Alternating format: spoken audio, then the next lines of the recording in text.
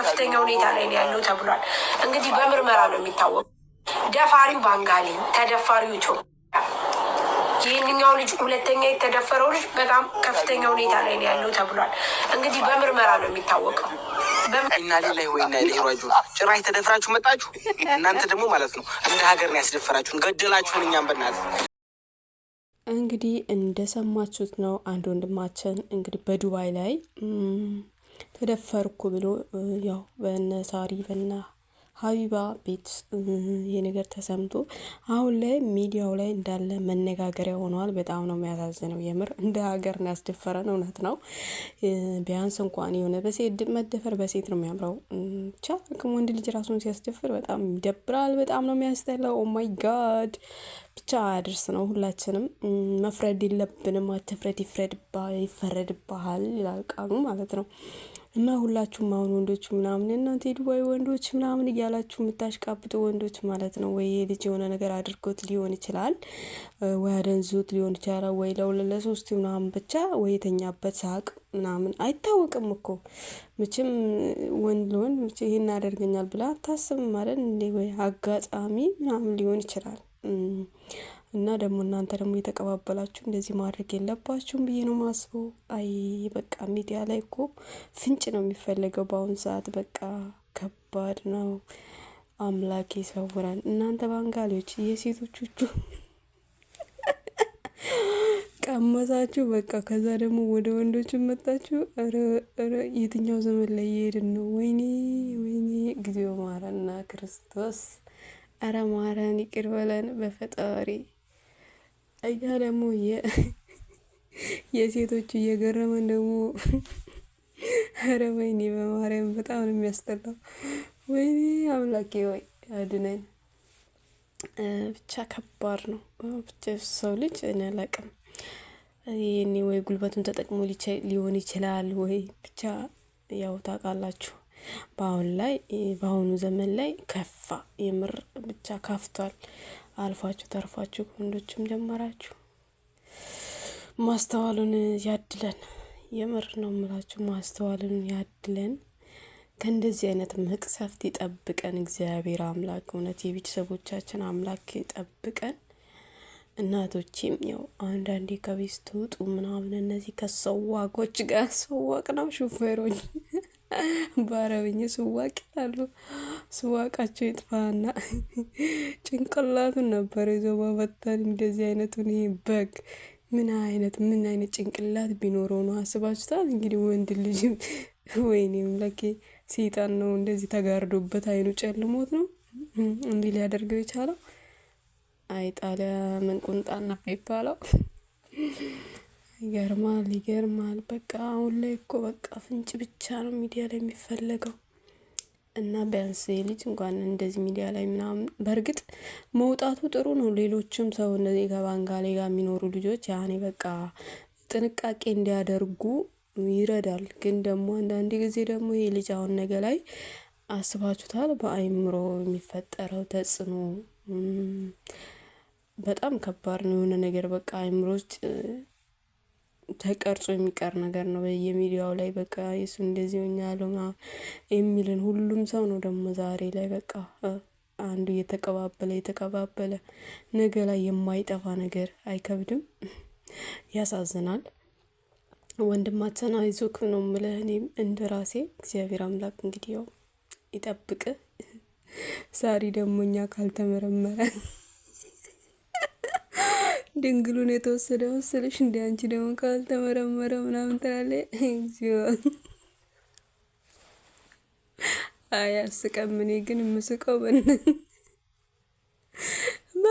ወይኔ ብትሰሙ የሚነጋገሩበትን ነገር ብትሰሙ ማለት ነው። እናንተ በጣም ነው የሚገርማችሁ። በጣም ነው የምትደነቁት። በጣም ነው የምትታመሙት።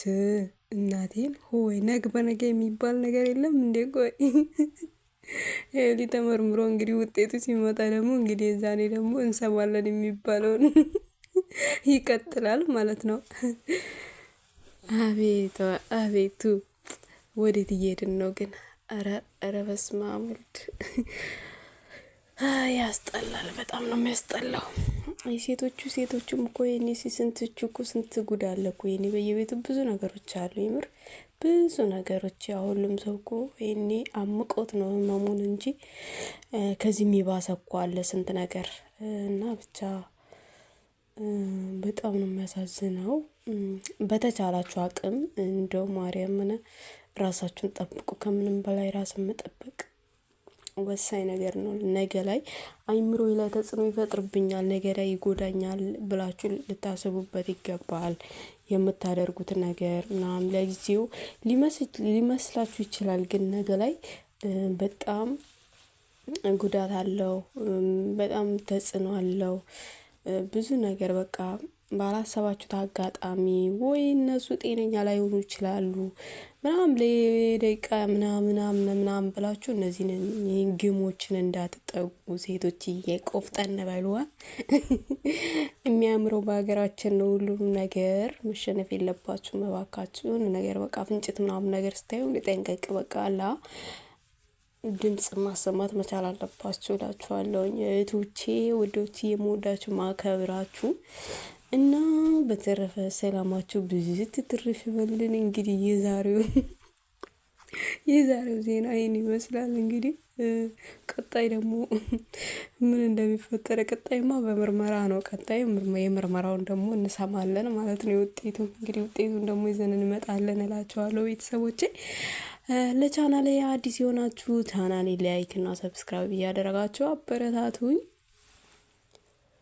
የምወዳችሁ ማከብራችሁ በያላችሁ በሰላምና ጤናን፣ ፍቅርን፣ አንድነትን እመኝላችኋለሁ።